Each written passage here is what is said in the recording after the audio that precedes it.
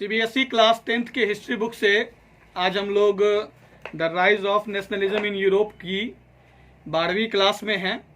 आज जो हम लोग टॉपिक डिस्कस करने जा रहे हैं, इस टॉपिक का नाम है विजुअलाइजिंग द नेशन। इसका हिंदी अर्थ हुआ राष्ट्र की दृश्य कल्पना। इन शॉर्ट आपको ये थोड़ा सा कॉम्प्लिकेटेड वर्ड हो गया। आप ऐसे समझो कि राष्ट्र को सिंबॉलिक वे में, राष्ट्र को प्रतीकात्मक चिन्ह के रूप में आप कैसे पहचानोगे, इस टॉपिक को हम लोग डिस्कस करने जा रहे हैं। पहले क्या था, राजा महाराजा लोग शासन करते थे तो उनका ध्वज होता था, उनके झंडे होते थे। लेकिन जब देश बना तो देश को सिंबॉलिक वे में कैसे पहचाना जाए, ये अब एक महत्वपूर्ण बिंदु था। तो इसी टॉपिक में जो है वो आज हम लोग डिस्कस करने जा रहे हैं कि एक राष्ट्र की विजुअलाइजिंग कैसे की गई, एक राष्ट्र की दृश्य कल्पना कैसे की गई, या यूं कहो कि राष्ट्र को सिंबॉलिक वे में कैसे प्रेजेंट किया गया। तो चलिए हम लोग लाइन बाय लाइन समझे इस टॉपिक में क्या लिख रखा है। While it is easy enough to represent a ruler through a portrait or a statue, how does one go about giving a face to a nation? उस समय ये बहुत आसान होता है जब किसी राजा को आपको प्रेजेंट करना होता है, दिखाना होता है, किसी राजा के बारे में बताना होता है, राजा को अभिव्यक्त करना होता है। तो आप क्या करते हो, किसी पोर्ट्रेट के माध्यम से, पोर्ट्रेट तस्वीर को कहते हैं, फ्रेम में जो बना देते हैं लोग, ठीक है। तो ये राजा को, एक शासक को पोर्ट्रेट के माध्यम से या स्टैचू के माध्यम से रिप्रेजेंट कर देना, कहीं बता देना कि यही राजा है, ये बहुत आसान होता है। लेकिन एक राष्ट्र को चेहरा कैसे दोगे आप, एक राष्ट्र के चेहरा को कैसे, क्योंकि एक आदमी का राष्ट्र नहीं होता, राष्ट्र होता है तमाम लोगों का, उसमें रह रहे सभी लोगों का राष्ट्र होता है, एक आदमी का राष्ट्र नहीं होता है। तो जब ये आसान होता है, अगर हम लोग किसी राजा को फेस देने की बात करें तो आसान होता है, एक पोर्ट्रेट के माध्यम से, एक स्टैचू के माध्यम से आप बता दो ये हमारे राजा हैं। लेकिन आप देश को कैसे एक चेहरा दोगे, ये एक सवाल है। Artist in the 18th and 19th century found a way out by personifying a nation. In other words, they represented a country as if it were a person. इस प्रॉब्लम का हल निकाला किन लोगों ने, आर्टिस्ट लोगों ने। 18th और 19th सेंचुरी के आर्टिस्ट लोगों ने राष्ट्र को चेहरा कैसे दिया जाए, इसका हल निकाला पर्सनिफिकेशन के माध्यम से। पर्सनिफिकेशन का मतलब होता है किसी चीज की तुलना आप पर्सन से कर दो, या फिर किसी चीज को पर्सन की तरह बता दो। जैसे कहो कि द रोज इज स्माइलिंग, गुलाब जो है वो मुस्कुरा रही है। अब गुलाब थोड़ी ना मुस्कुराती है, लेकिन आप क्या करते हो, उसको ऐसे बता रहे हो जैसे कि पर्सन है वो। आई बात समझ में? तो रूलर को तो पोर्ट्रेट के माध्यम से, चित्र के माध्यम से या स्टैचू के माध्यम से आप आसानी से रिप्रेजेंट कर सकते हो, लेकिन नेशन को कैसे दोगे एक चेहरा? तो ये काम आसान करने का काम किसने किया, 18th और 19th सेंचुरी के आर्टिस्ट लोगों ने। इन्होंने क्या किया, नेशन को पर्सनिफाई कर दिया, नेशन को ऐसा बता दिया कि ये एक पर्सन है। ठीक है, एक लाइन मुझे याद आ रही है, जवाहरलाल नेहरू ने महात्मा गांधी को पत्र लिखा था बहुत दिनों पहले, आजादी से पहले। उसमें एक लाइन की चर्चा है, या फिर मैंने ऐसे ही कहीं पढ़ी थी, एग्जैक्टली याद नहीं कि कहां पढ़ी थी। उसमें लिखा गया था, since long in the past Mother India has been shackled in the serfdom and the slavery of the Britishers. बड़े दिनों से भारत माता स्वतंत्रता, परतंत्रता और दासता की गुलामी की, यानी कि जंजीरों में जकड़ी पड़ी थी। अब जब ये आप लाइन सुनते हो कि भारत माता जो है वो जंजीरों में जकड़ी पड़ी है, परतंत्रता की, यानी कि किसी के कैद में है, किसी के गुलाम में है, तो आपको क्या लगता है कि आपके दिमाग में एक फिगर बनता है, एक पिक्चर बनता है कि भारत माता है, पीछे भारत का नक्शा बना हुआ है और हाथ पैर में जंजीर बांधा होगा, ऐसा फील होने लगता है आपको। तो जब इस दौरान, जब राजा को तो चेहरा देना आसान है, एक पोर्ट्रेट के माध्यम से, एक स्टैचू के माध्यम से आप कर दोगे, एक्सप्लेन कर दोगे, बता दोगे कि भाई ये राजा है। लेकिन एक नेशन को कैसे करोगे आप, नेशन को रिप्रेजेंट कैसे करोगे? तो 18th और 19th सेंचुरी के आर्टिस्टों ने क्या किया, नेशन को पर्सनिफाई किया और ऐसे बताया कि नेशन जो है वो मानो एक पर्सन है। समझ में आ रहा है बात? Nations were then portrait as female figures. उन दिनों जो है वो नेशन को फीमेल फिगर्स दिया जाता था, मानो कि नेशन कोई देवी है ना, फीमेल फिगर्स दिया जाता था उन दिनों। The female form that was chosen to personify the nation did not stand for any particular women in real life. जिस फीमेल फॉर्म को नेशन का रूप, नेशन बताया जाता था, वो किसी कोई खास महिला नहीं होती थी, रियल लाइफ की कोई महिला नहीं होती थी जिसको उठा करके क्या किया गया, ये बता दिया गया कि ये नेशन को रिप्रेजेंट कर रही है। ऐसा कोई रियल वुमेन एग्जिस्ट नहीं करती थी। Rather it sought to have the abstract idea of the nation a concrete form। इसका इस्तेमाल इसलिए किया गया ताकि नेशन को जो है एक ठोस रूप दिया जा सके, एक एब्स्ट्रैक्ट आइडिया दिया जा सके। एब्स्ट्रैक्ट आइडिया का मतलब ये होता है कि जिस चीज को आप केवल महसूस करो, जैसे भाईचारा है ना, भाईचारा है, प्यार है, नफरत है, ये महसूस करने वाली चीज है। ठीक है, ये चीजें क्या होती है, महसूस करने वाली होती है, इनको आप महसूस कर सकते हो। तो फीमेल फिगर इसलिए बनाया गया ताकि आप नेशन के आइडिया को, राष्ट्र के आइडिया को एक ठोस रूप मिल सके, एक ठोस रूप क्या मिल सके, एक मजबूत रूप मिल सके। That is the female figure became an allegory of the nation. और इसी तरीके से राष्ट्र को सिंबॉलिक वे में प्रेजेंट करने के लिए फीमेल फिगर का इस्तेमाल किया गया, और यही फीमेल फिगर जो है वो एक राष्ट्र का एलिगोरी हो गया। एलिगोरी का मतलब होता है प्रतीक चिन्ह, किसी चीज को सिंबॉलिक वे में दर्शाना। जैसे जब कभी भी हम इंडिया की बात करते हैं तो आपके दिमाग में क्या आता है, मैप आता है, मैप आता है, या फिर कोई पंचलाइन, वसुदेव कुटुंबकम टाइप, या इनक्रेडिबल इंडिया, क्रिकेट विकेट देखते होगे तो इनक्रेडिबल इंडिया लिखता है। ठीक है, या फिर आपको तिरंगा नजर आता है। आई बात समझ में? तो राष्ट्र को सिंबॉलिक वे में दर्शाया उन दिनों किस में जाता था, फीमेल फिगर में दर्शाया जाता था।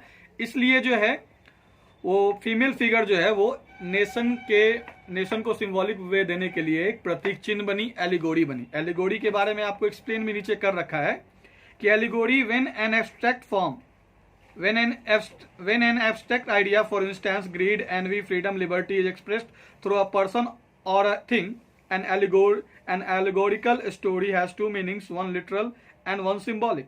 तो जब किसी एब्स्ट्रैक्ट आइडिया को, भाववाचक विचार को, जैसे कि नफरत हो गया, प्यार हो गया, लालच हो गई, लिबर्टी हो गई, आज़ादी हो गई, फ्रीडम हो गई, आज़ादी हो गई, एनवी शत्रुता हो गई, ग्रीड लालच हो गया, इसको आप क्या करते हो, एक पर्सन के रूप में बताते हो, तो वो क्या कहलाती है, एलिगोरी कहलाती है। आई बात समझ में? इस पैराग्राफ को मैं एक बार फिर से रिपीट कर देता हूं शॉर्ट में, कि रूलर को रिप्रेजेंट करना पोर्ट्रेट के माध्यम से, स्टैचू के माध्यम से आसान होता है, लेकिन एक राष्ट्र को भला कोई कैसे रूप दे दे, क्योंकि राष्ट्र जो है वो किसी एक आदमी का नहीं है।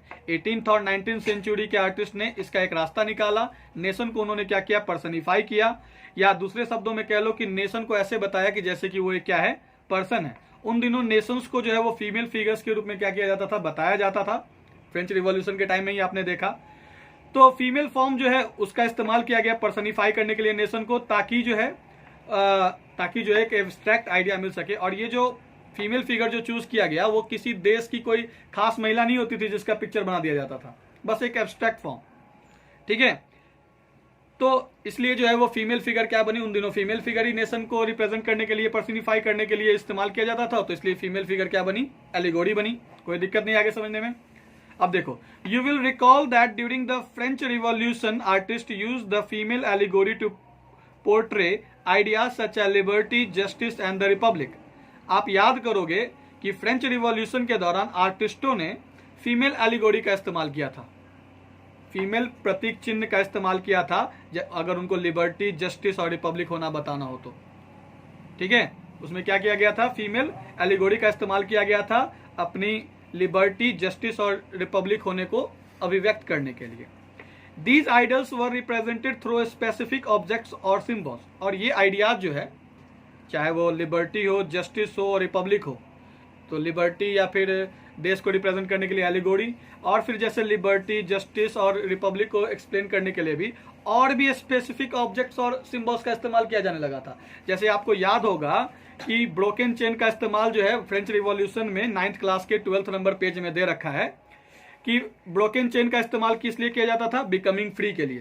तो राष्ट्र को तो इन्होंने रूप दे ही दिया, और भी स्पेसिफिक सिंबल्स इन्होंने क्या किए, इख्तियार किए, सिंबल्स को अपनाया बहुत सारी चीजों को रिप्रेजेंट करने के लिए। जैसे जो है वो ब्रोकन चेन को जो है इन्होंने क्या किया, क्या बताया कि ये जो है वो आजादी का प्रतीक है।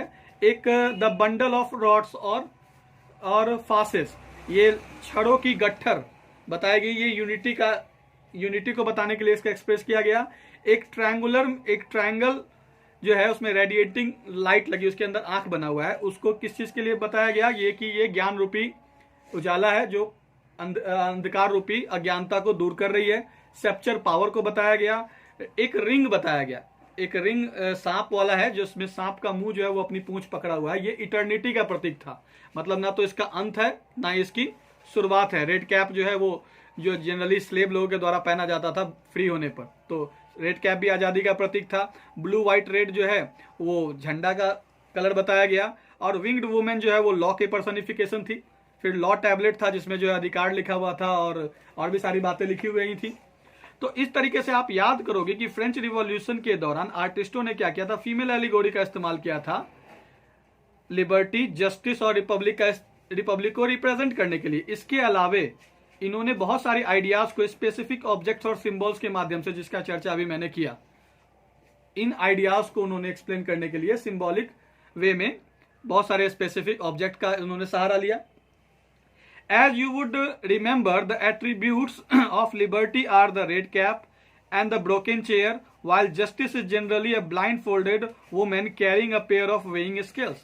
आप याद करोगे कि जो विशेषता थी लिबर्टी की विशेषताओं को रेड कैप के माध्यम से, ब्रोकन चेन जो अभी मैंने आपको बताया, ब्रोकन चेन के माध्यम से, जबकि जस्टिस को ऐसे बताया गया कि उसकी आंखों पे पट्टी है और एक हाथ में तराजू है।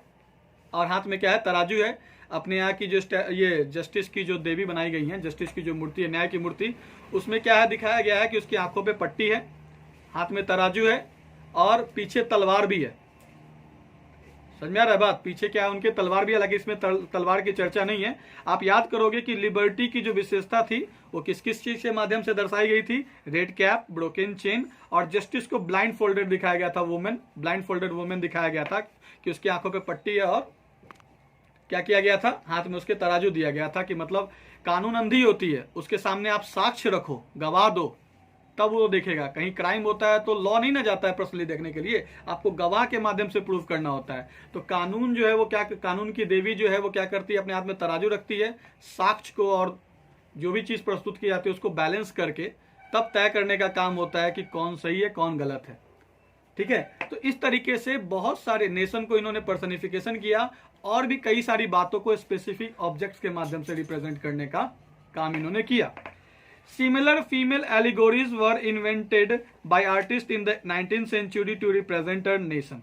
तो फ्रेंच रिवॉल्यूशन के टाइम में तो हुआ ही था, उसके अलावा इसमें भी फ्रांस की चर्चा है, उसके अलावा अन्य देशों में भी सिमिलर फीमेल एलिगोरीज का इस्तेमाल किया जाने लगा राष्ट्र को रिप्रेजेंट करने के लिए। 19th सेंचुरी के आर्टिस्टों के द्वारा जो है वो क्या किया गया, इसी तरीके के, जैसे फ्रांस में हुआ, फिर इंडिया में भारत माता बनाया गया, जर्मनी में जर्मेनिया बनाया गया, फ्रांस में जो है वो मैरियन बनी थी। आई बात समझ में? तो सिमिलर फीमेल एलिगोरीज जो है वो आर्टिस्टों के द्वारा 19th सेंचुरी में एक राष्ट्र को रिप्रेजेंट करने के लिए इस्तेमाल किया जाने लगा। और ये कोई रियल वुमेन नहीं होती थी, ये केवल एब्स्ट्रैक्ट फॉर्म होता था। In France she was christened Marianne, a popular Christian name which underline the idea of a person nation. France में जो है वो नेशन को रिप्रेजेंट करने के लिए मैरियन नामक जो है, जो कि एक पॉपुलर क्रिश्चियन नेम भी है ना, जो कि पीपल के नेशन की आइडिया को रिप्रेजेंट करता है, अंडरलाइन करता है। मैरियन जो है वो क्या किया गया था, फ्रांस नेशन को रिप्रेजेंट करने के लिए मैरियन को क्या, मैरियन फीमेल फिगर जो बनाया गया उसको क्या नाम दिया गया, मैरियने दिया गया। कोई दिक्कत नहीं। हर characteristics were drawn from those of liberty and the republic. उसकी कैरेक्टरिस्टिक्स जो थी, उसकी जो खास बातें थी वो भी दर्शाई गई, है ना, जैसे कि लिबर्टी और republic, red cap, the tricolour, the cockade. Cockade कहते हैं कलगी को, टोपी के ऊपर जो है आप देखे होगे कि वो कुछ पंख टाइप लगा रहता है, उसको कलगी कहते हैं। तो और भी उसमें जो है वो लगाए गए, स्टैच्यू तो बनाई गई, मैरियने बनाई गई, और उनमें रेड कैप, ट्राई कलर, कॉकेट वगैरह भी इस्तेमाल किया गया आज़ादी को या रिपब्लिक होने की बात को बताने के लिए। Statues of Marianne were erected in public squares to remind the public of the national symbol of unity and to persuade them to identify with it. Marianne images were marked on coins and stamps. तो सबसे पहले क्या होता है, मान के चलो आपने एक देवी का रूप दे दिया या फिर एक फीमेल एलिगोरी बना दी, तो उसको लोगों तक पहुंचाने की भी जिम्मेदारी आप ही की होती है कि कम से कम लोग पहचाने तो सही। तो ये जो स्टैच्यू ऑफ मैरियने थी, स्टैच्यू ऑफ मैरियने को क्या किया गया, पब्लिक स्क्वायर में, पब्लिक चौराहे पर लगाया गया ताकि लोग इसको देखें और अपनी भावनाओं को इनके साथ जोड़ सकें। जैसे कि आप देखते होंगे कि एक तिरंगे को किसी पर्वत पर लहराने के लिए हजारों की संख्या में सैनिक जो अपनी जान को कुर्बान करने के लिए तैयार रहते हैं, शहीद होने के लिए तैयार रहते हैं। तो इसलिए जो है वो क्या होता है कि स्टैच्यू ऑफ मैरियने को बना दिया गया कि भाई फ्रांस को जो है रिप्रेजेंट करने का काम कौन कर रही है, मैरियने कर रही है। फ्रांसीसी जो देश की देवी है वो कौन है, मैरियने है। इसको जो है वो अलग अलग चौराहों पर लगाया गया पब्लिक सिंबल्स के तौर पर, ताकि लोग इसी बहाने जो है इसकी छत्र छाया में अपने आप को अपने आप में एकता महसूस करें, है ना। और लगाया इसलिए भी गया ताकि लोग पहचाने भी कि यही है, ठीक है। बना देने से भी नहीं होता, उसको इस आइडिया को स्प्रेड करने के लिए कि यही है हमारे देश की देवी, या इसी की हम पूजा करते हैं, इसी की आज़ादी की बात करते हैं, इसी के लिए हम लोगों ने राष्ट्रीयता का धर्म निभाया है, ठीक है, राष्ट्र प्रेम किया है, यही हमारी देवी हैं। इस बात को फैलाने के लिए क्या किया गया, हर चौक चौराहे पर जो है वो ये मैरियने की स्टैचू लगाई गई।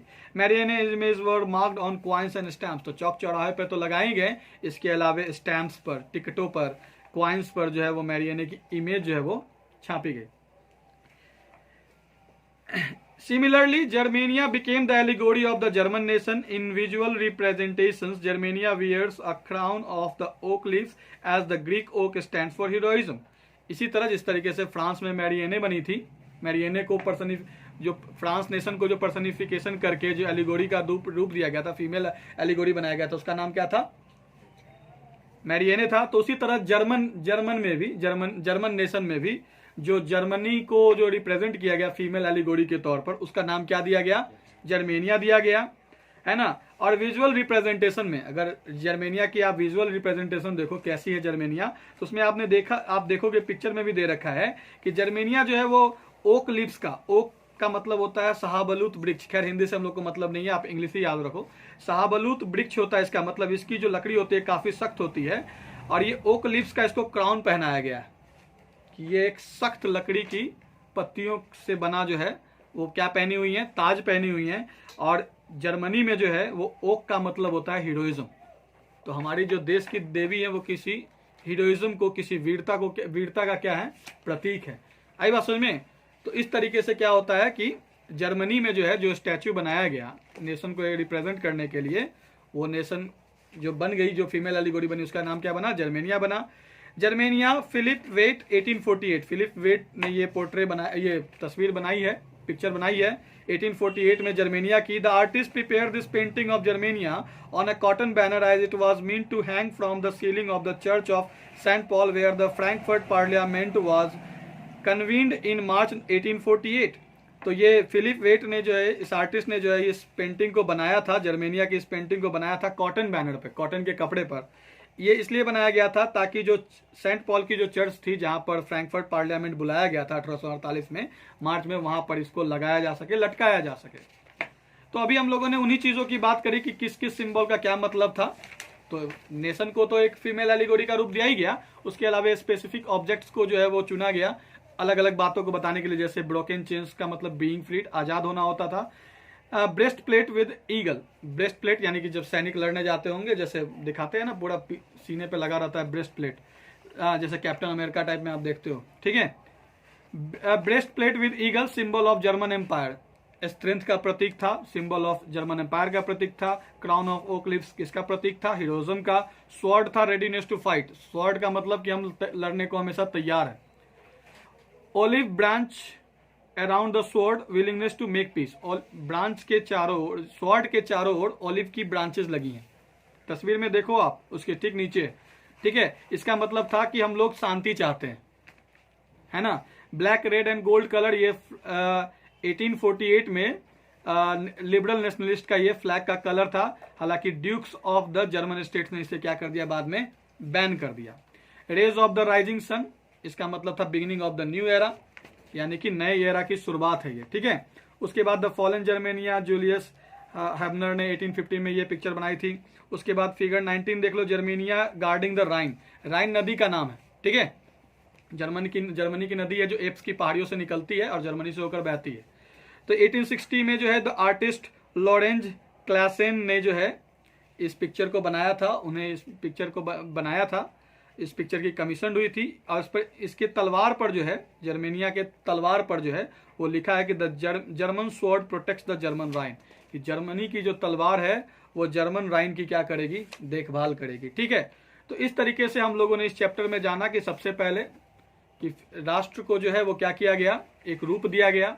फीमेल, उन दिनों फीमेल फिगर बनाया जाता था, फीमेल एलिगोरी बनाई गई, तो फ्रांस में मैरियने बनी, जर्मन में जर्मेनिया बनी, और स्पेसिफिक ऑब्जेक्ट्स का इस्तेमाल किया गया बहुत सारे आइडियाज़ को स्प्रेड करने के लिए। तो इस तरीके से ये टॉपिक आज आपका यहाँ खत्म होता है। आप रिवाइज करो, कोई दिक्कत है तो बताओ।